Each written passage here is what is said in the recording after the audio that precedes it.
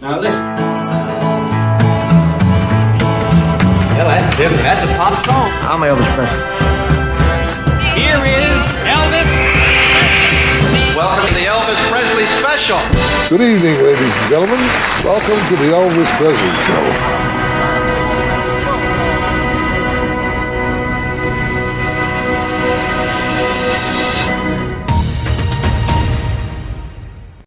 Dear viewers, before I start this report with all the latest Elvis news, I'll let you know that my goal for 2024 is to get 10,000 subscribers. I currently have 9,600 subscribers. If you are a regular viewer and you enjoy watching this channel, then please hit the subscribe button. Some viewers ask me to show parts of my Elvis collection. I have to disappoint them because I have a very modest collection. But last month I made an addition which I would like to share with you. As you know, the Neo-style Nautic 2 sunglasses that Elvis wore in the 1970s are being reproduced with the same tinted glass that Elvis wore. Last month I succeeded in buying a pair of new old stock Neo-style Nautic 2 sunglasses in a little shop in Amsterdam. My sunglasses come from the exact same mold that was used for Elvis's glasses. This frame is completely made out of metal and it is fitted with these mineral glasses, making them extremely heavy to wear. I am currently wearing contact lenses and I'm giving some serious thought to start wearing spectacles, but I've not made a decision about that yet. Now tell me what I should do. Keep it as sunglasses or convert it into spectacles. But now, ladies and gentlemen, without further ado, here is the Elvis Presley News Report of July 2024. The major Elvis release for 2024 will be released on August 9. It is a 5 CD set with the title Elvis Memphis. This set is a comprehensive collection of the many recordings Elvis had done while in Memphis. This 5 CD collection features 111 tracks. Grammy Award-winning producer Ross-Spang newly remixed 88 tracks, removing overdubbed strings, horns and additional backing vocals. You will hear how the music sounded in the headphones of Elvis while he was recording these 88 songs with his band. The 5 CDs each focus on Sun Records, American Sound Studios, Stax Studios, the live concert at the Mid-South Coliseum in 1974 and the Jungle Room sessions at Graceland. This set is not for completists, as 9 of the American Sound Studios and 4 songs of the Stax sessions have been left out. There will also be a double vinyl LP of this set, and for lovers of colored vinyl, Graceland have announced 1,000 copies of a red vinyl edition. On August 14 at 2 p.m, Sony will host a special Memphis listening party and Q&A at Graceland's guest house. Free tickets can be reserved at graceland.com. In last month's video I showed you that Baz Luhrmann had a teaser for the Elvis fans. In the clip that I showed, he said, I have to ask, you said there's an Elvis surprise. Can you tease what the surprise is? Yeah, the fans really want to know if the footage, all that footage that we found in the vaults is going to become a concert film, and I'm here to say I think it's going to happen. A viewer with the name of Mark drew my attention to another clip of Baz Luhrmann that was made during the same occasion. In this clip he indicates that there is no longer any doubt that the project will happen. Got a bit of an Elvis surprise coming up. An Elvis surprise? Should I say it? No, step away from the microphone. What's an Elvis? Come here. What's an Elvis surprise? Tell me. I think that concert footage that we found is going to happen. I know it's going to happen. It's going to happen. Fans of the Elvis concert footage, it's going to happen. As is often the case, Baz does not provide a date or a timeline. As fans, we just have to wait patiently. To quote a Dutch saying, "Do not disturb a breeding chicken." The title and cover photo of Lisa Marie Presley's memoir has been revealed. The 272 pages hardcover book, which is scheduled for release on October 15, is entitled From Here to the Great Unknown. Buyers who pre-order this book through shopgraceland.com will receive a lithograph, autographed by Riley Keough. The image of the lithograph is to be revealed soon. The book retails for $32. The exclusive vinyl 70th anniversary edition of That's Alright Mama, which I announced in my previous video, has sold out on pre-orders. All 1954 copies of the 10-inch vinyl single were exclusively available through the Graceland shop. In the week of June 24, Follow That Dream Records will publish the book Celluloid Sellout by Bob Pakes from the Netherlands. This Celluloid Sellout book focuses on the years 1960 and 1961 and is the follow-up to his earlier FTD book Celluloid Sellout 1956-1958. In his book, Bob shares the discoveries he did while doing research for his book. Did you know, for instance, that the movie company 20th Century Fox had to revise the entire original promotion campaign in the USA concerning the Flaming Star movie? Reason for this were the alleged racist slogans on the posters and in the advertisements. Also interesting is the story of the American Wild in the Country movie poster. With no exception, all of the photos that have been used to create the poster are fake images of Elvis. We all are, for instance, acquainted with this photo of Elvis that was taken at the King Creole photo shoot. As you can see, Elvis's head has been mirrored 3 years later by the publicity department and used for the Wild in the Country 3-sheet movie poster. Also worth mentioning is the strapless guitar that seems to float in the air and looks like it is glued to Elvis's body. Writer Bob Pakes' biggest and most important challenge in writing these books is to get to the bottom of the matter and discover new things. He debunks decades-old untruths like the, in his words, repeated nonsense regarding the failure of Wild in the Country. He does this by presenting rock-solid and previously unpublished facts that leave nothing to be desired. After a well-deserved break from writing this mammoth work, Bob will soon start working on the final book in this series. Only a select group of people know about his future plans for this book, but I can already tell you that you are in for a treat. This 448-page book contains over 2,000 images of worldwide Elvis Presley movie memorabilia from 1961 and 1962. It's packed with movie posters, lobby cards, press books, publicity stills, programs, standees, heralds and much more.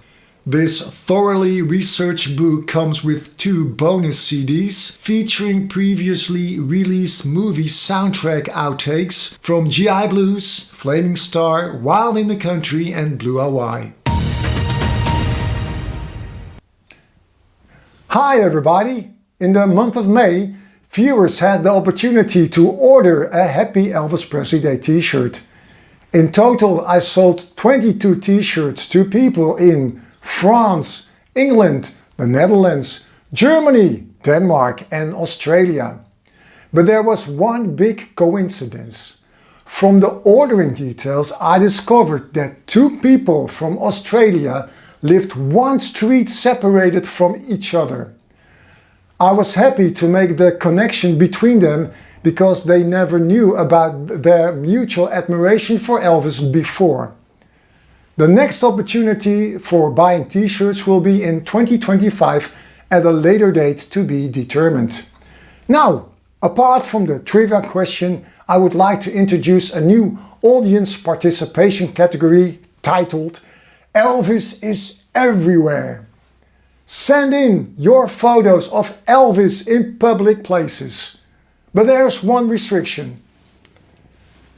Do not send in, and I repeat, do not send in photos of this fellow over here. Come on, guys and girls, you have to do better than that. Just be a little more creative.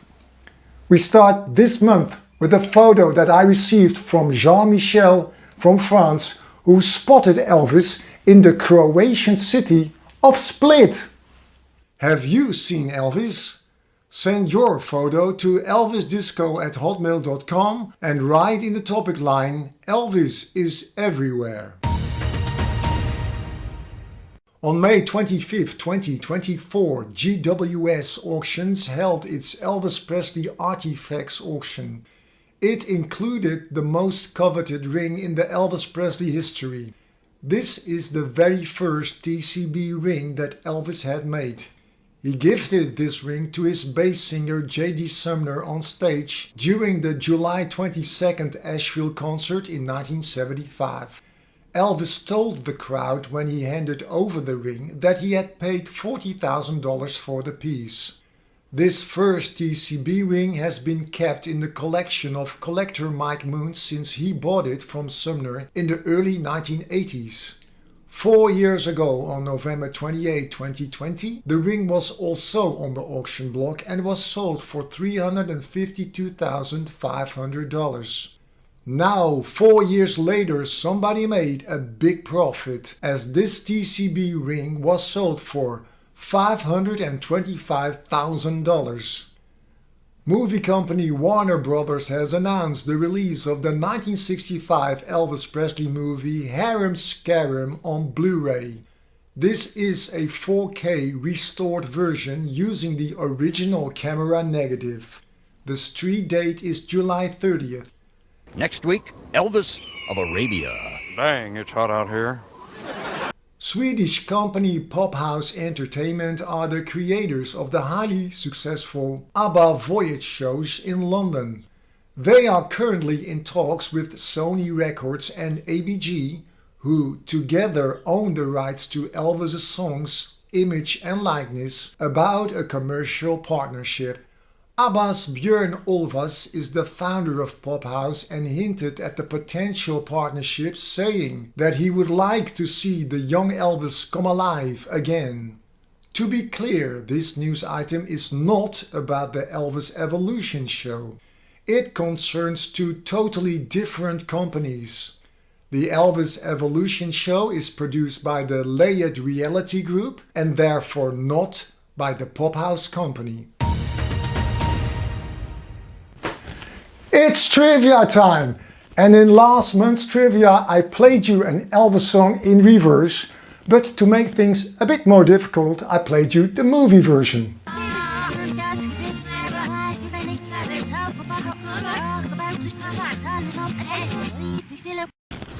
Well, the correct answer had to be Spring Fever from the Girl Happy movie. Well, if you feel wanderlust, just grab a car or hop a bus. In every town, there's excitement. The trivia question for this month is made by graphic designer Jesper from Denmark. I am showing you a sleeve of an Elvis album that you probably be very familiar with. But something is not quite right. Can you tell me what is wrong with this image?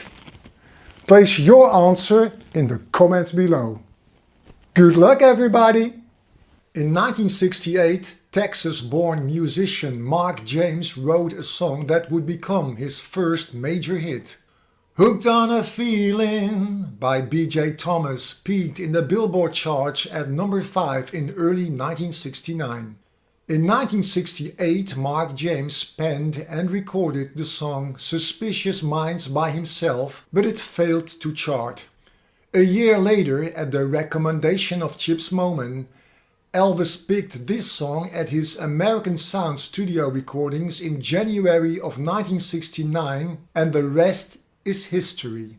Suspicious Minds was related to Mark James's complex emotions around being married, but being in love with his childhood sweetheart. Mark once told, "It was a confusing time for me.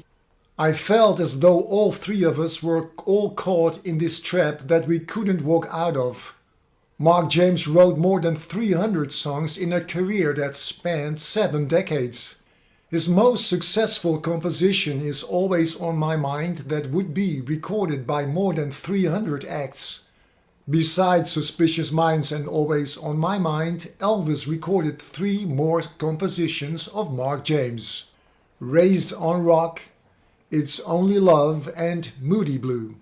Mark James died in Nashville, Tennessee on June 8 at the age of 83. Last year, the companies Triumph and Gibson donated a Bonneville motorcycle and a Les Paul guitar to the Elvis Presley Charitable Foundation. Both items first received a custom paint job before they were sold on February 29, 2024. The guitar, together with the Triumph motorcycle, were sold for $23,000.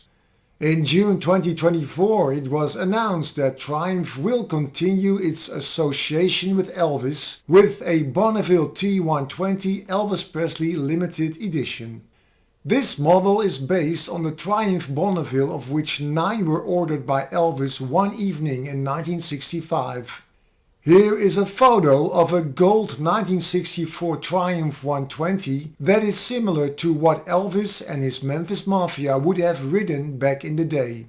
The bike that Triumph is bringing onto the market will be an exclusive numbered limited edition with only 925 available worldwide. It features a recreation of Elvis's signature on the tank and the side panels. Elvis's signature is laser etched onto the handlebar clamp, and the TCB emblem can be seen on the front fender. All buyers are given a Sony Gold record. The bikes are priced at £14,495 British pounds and will arrive in dealerships from September 2024. A big send-off today for a local hospice patient on her way to visit the home of the king of rock and roll, thanks to a collaboration between the national nonprofit Twilight Wish Foundation and Crescent Hospice. Tanya Guy from Augusta is having her wish to visit Graceland granted. Now, she and her daughter departed from Augusta Regional Airport today to Memphis, Tennessee. When asked why Graceland, here's what Tanya had to say. Because I love Elvis Presley, and I love his music. And I've been listening to it since I was a little girl, and I ain't never forgot him. And to me, he's still alive. That's a great reason to go there. Crescent Hospice and Twilight Wish Foundation's partnership is what makes this incredible story possible. Since 2003, Twilight Wish has granted the final wishes of nearly 6,000 seniors. That's awesome right there. Good for her. She's going to have a great time. Tanya Guy and her daughter arrived at the airport tonight from Augusta, Georgia. That's where Ms. Guy is currently in hospice care. A nonprofit called Twilight Wish Foundation learned of this Elvis fan's dream to see Graceland, and they're making it come true. As the Make-A-Wish Foundation does for seriously ill children, Twilight Wish Foundation fulfills the dreams of seniors over age 65 who cannot afford to make trips like this one. Crescent Hospice of South Carolina also assisted in seeing Ms. Guy's lifelong dream to see Graceland come true. That was the news for this time. Check back next month if you want to keep up with all the latest Elvis news. Until then, have a happy Elvis Presley Day. You have a happy, you have a happy, have a happy.